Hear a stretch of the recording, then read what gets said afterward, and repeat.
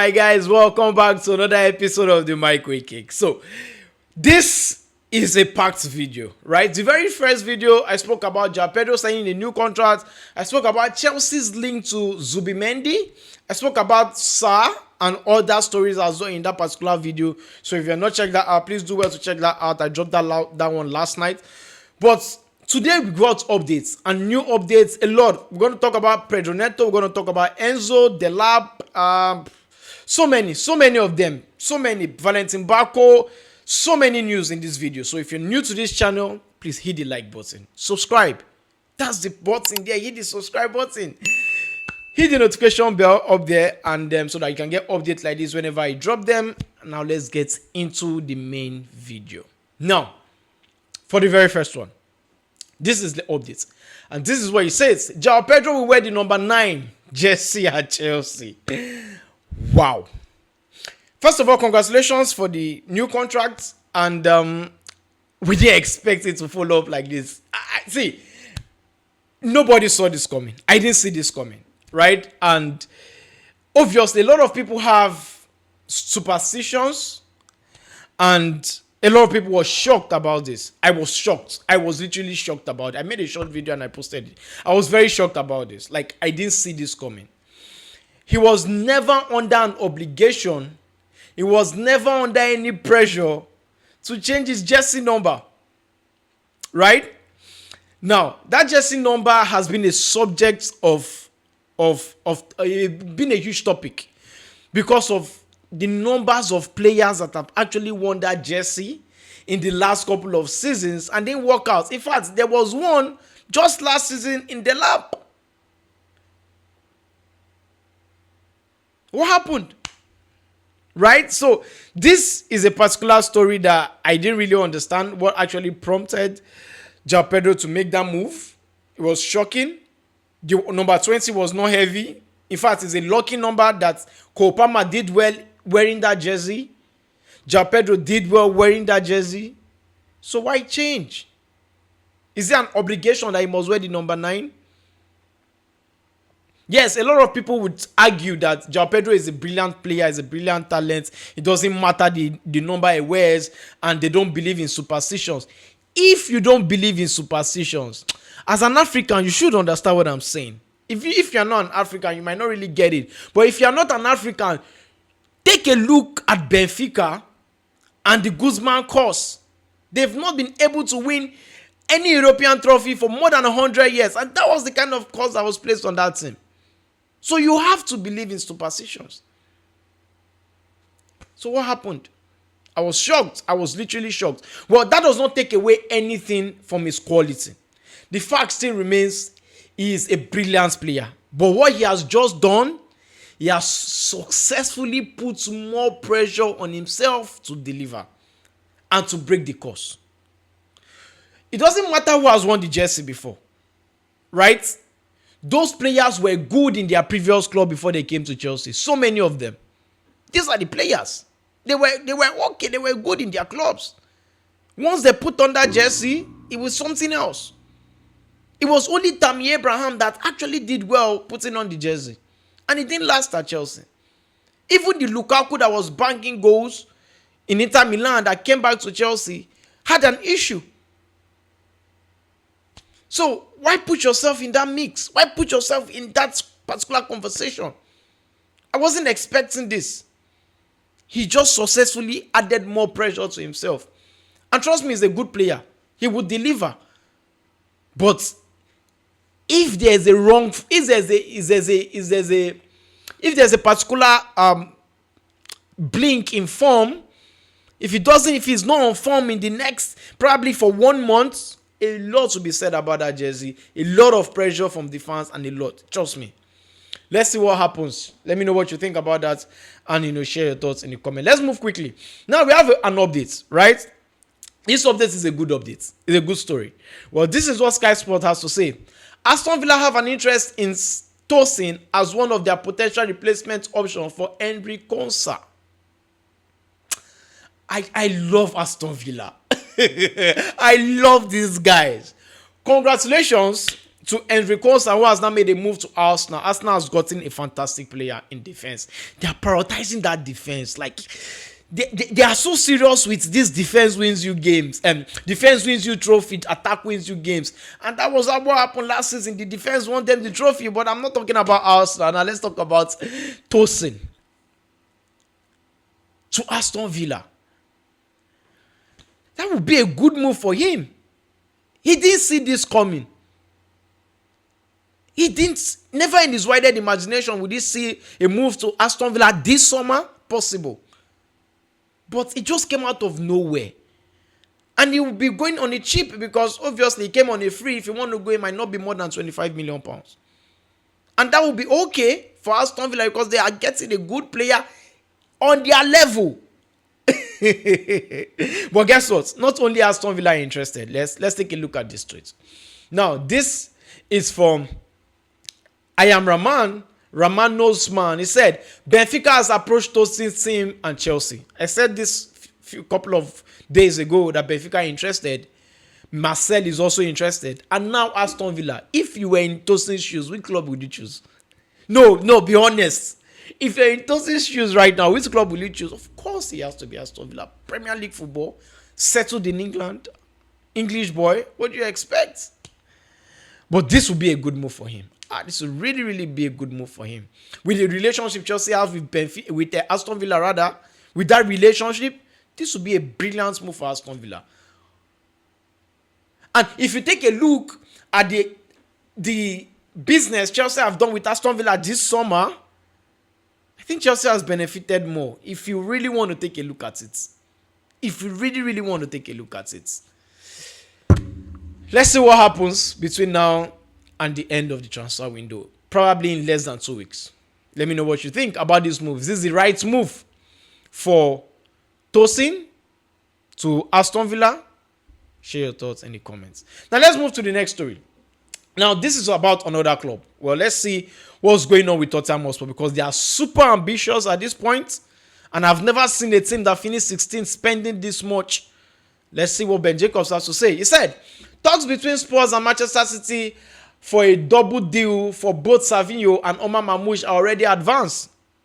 Manchester City prepared to sell for 150 million as they seek funds to bolster their midfield. 150 million for Savinho and Mamouche, 75 million each. Are you kidding me? And Tottenham Hotspur really wants to pay? First of all, I think for every player Tottenham Hotspur have bought this season, they've overpaid. Every player. From Van Hekken, in which they signed for 52 million, I think they overpaid. For Sandro Tonali, in which they signed 100 million, they overpaid. For Matheus Fernandes, in which they signed 85 million from already relegated club in West Ham, they overpaid. They bought Goff Robertson for free. They got the guy from Tennessee for free. But right now, Savinho and Mamouche, I think they're overpaying at this point. For players that don't even start games for Manchester City. Manchester City are making outrageous money this summer. Fantastic signings, sales this summer. They've also sold Tijani Renders. They are selling Nico Gonzalez as we speak to Newcastle. They are making money. So, what does this mean for Manchester City going forward? Let me show you. Now, this is what Fabrizio has to say. Enzo Maresca has been asking for Enzo Fernandez for weeks and weeks. You see where that 150 million might go to? You see what I'm telling you? Don't take your eyes away from Enzo Fernandez. Let's move forward. Enzo Fernandez is never an ending story according to Fabrizio. Chelsea now have to decide what to do with him. Right? Manchester City, according to Chelsea, needs to now arrive with more than 120 million. Or it's going to be very difficult for Chelsea. Or it's going to be very difficult for them, rather. Chelsea are happy to keep if they have to. If they have to. Now, Manchester City now has the money. The money now is not a problem. Now, will they be willing to now do a business with Chelsea and pay more than 120 million pounds for Enzo Fernandez? one switch today says yes, they are willing to pay. Yes, they want Enzo Fernandez drastically for the team to rebuild the squad and everything. The other news is saying they don't want to pay. Now they have the money. Why not just go ahead and make the payment? Or do they have any other plans? Do Manchester City have some other plans? I think so. Let me show you. Now, this is what Jack Gohan has to say. Enzo Fernandez wants to be linked back with Maresca, but City are unwilling to reach Chelsea's demands. Manchester City are identifying Roma's Manukone as a potential signing. Now, there are two things with this deal. Is that they are using Manukone to force Chelsea's hands to sell, or they are genuinely interested in Manukone as an alternative for Enzo Fernandez. But Manukone is a brilliant player. First team player for the France national team. He started so many games at the World Cup. Good player. But at the end of the day, it will cost 52 million or so. Let's see what happens with this particular deal, and share your thoughts in the comment section. Is this a good deal for Manchester City than Enzo Fernandez? Let me know. Now, moving on. Breaking. Delap and Nicolas Jackson are part of the group. Chelsea players are training separately. Is that not the bomb squad? The same bomb squad we saw with Raheem Sterling and Disasi and Chalobah at the time. Was Chalobah part of it? And some other players at the time. Is this not the same thing? Well, let's see another tweet concerning that. It said, Delap and Nicolas Jackson are part of the group of Chelsea players training separately from Xabi Alonso's first team squad. Chelsea have ripped up the club's old bomb squad, approached by allowing the second group, which is as large as 12 players some days to train at the same time as Alonso's main team and are on the same pitches. So this is crazy. You know why? Because the Premier League actually banned that 12 bomb squad thing. But right now, Chelsea are doing the bomb squad, but they are not doing the bomb squad. I don't know if you know what I mean. Like, they have the bomb squad, but on the same pitch with the first team. So, as big as the pitch is, the training pitch, you have some players actually doing something that looks like a rundown or separated from the team, actually, right? And this is the bomb squad. Yes, Chelsea have communicated to them that they have to leave and all of that, but it doesn't make sense at this point. It doesn't. They know. Right? They know that they have to leave. Trying to force them out. So why give them a squad number then? This is what it is. But right now, these are the players that actually would be leaving. Some of them are, Nicolas Jackson, Delap, Tosin. Most of them, like I said, would actually be leaving the club. But this is actually a bomb squad. And right now, Chelsea are sending a huge message to these players and their agents that they have to look for a solution for their, for their future. You have to look for a solution and to move them over as quick as possible. This is just the meaning. This is actually a bomb squad. I don't think it should be done, but if this is the right thing to do for them to realize that it is time for them to make a move, it is what it is. Let's see what Bobby Vincent has to say. Chelsea sources are quick to stress this is not a so-called bomb squad like the previous season in Blue Coat tenure. And that is emphasized by Jordan Henderson and Danny Welbeck inclusion in the group. Instead, it is a mixed group of players training away for Xabi Alonso's senior squad at Cobham. So they added Welbeck and added Henderson into that group to make it look like it's not a bomb squad. This is actually funny. But let me know what you think about that and share your thoughts in the comment. There's a certain defender that finally will be leaving, but not as we actually wanted it. It's on a loan, no option, no obligation. Just like the time he went to West Ham. You know what I'm talking about, Disasi. This is what Fabrice Hawkins has to say.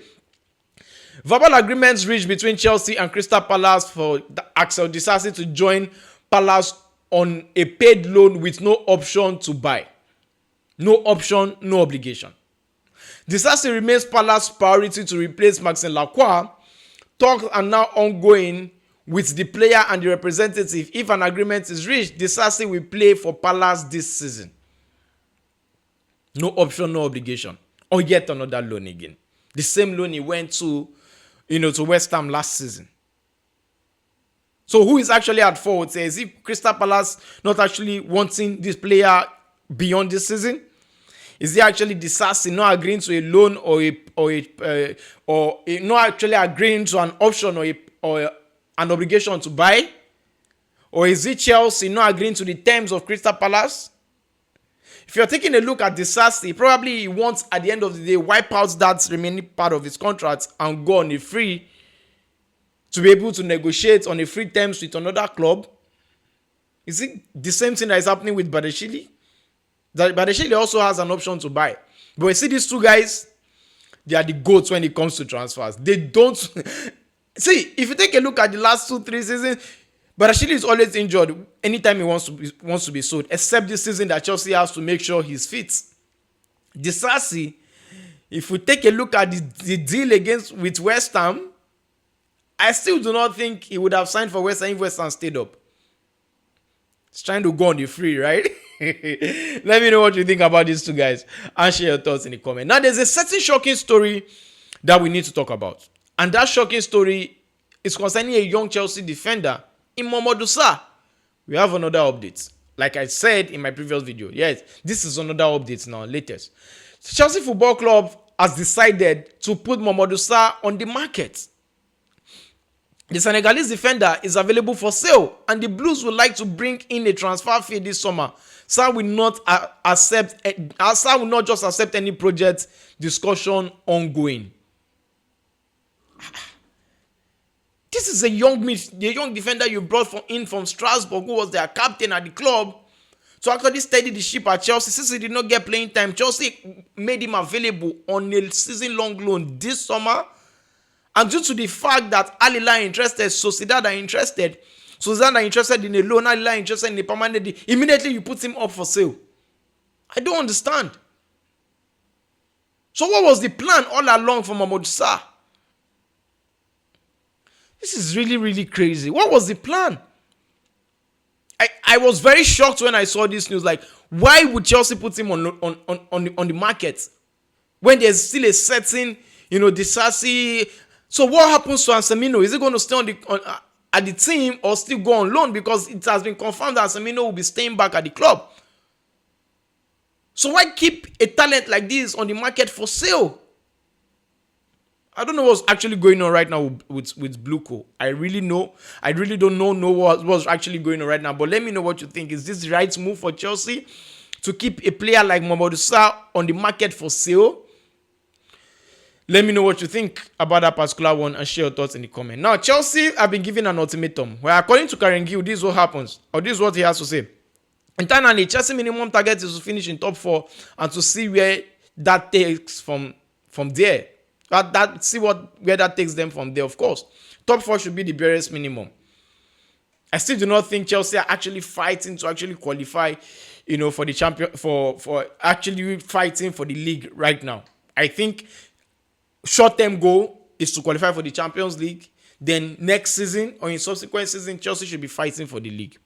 If Chelsea wins the league this season, it's possible, right?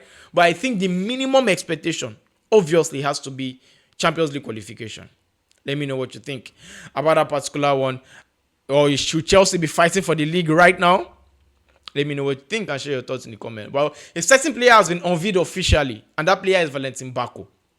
And this is what Chelsea FC has to say. Valentin Bako says he spoke with Enzo Fernandez and Andre Santos before joining Chelsea. Both said Chelsea were top. Well, he's welcome. I don't really want to go into too much details about that, but he's welcome at the club. Officially has been unveiled as a real Chelsea player. Right now, signed from Strasbourg. He couldn't, was not able to do the whole photo all because of the fact that he was at the World Cup, but right now he's an official Chelsea player. So welcome Valentin Bako, who has taken the number 4 jersey. Let's see if he smashes it in this season. I still think this guy is quality. I still think he's a very good player. But I wish him all the best, and I wish he smashes it into this season proper. Let me know what you think about Valentin Bako and share your thoughts in the comment. Now, there's a certain player Chelsea have signed, and he's a young player. I think 18-year-old. Well, this is the latest. Chelsea have signed 18-year-old defender Afi Osborne from Scottish side Hearts. Few weeks ago, we spoke about this story, but right now it's a reality. This is one of the best players in his age category. Also, the captain of the Hearts under 18 side, Scotland side under 18 is the captain, and also he sweep all awards when it comes to the under 18 categories, in Scotland. So it's a very good transfer for me, at least for the academy, which is a good one. As Bluco are investing in the first thing, they're also investing in the academy, which is a good thing to see. But let me know what you think about everything I've actually spoken about today, and share your thoughts in the comments. If you're new to this channel, please hit the like button, subscribe, hit the notification bell, and come your way again next time. I remain your boy Mike Way. Stay cool.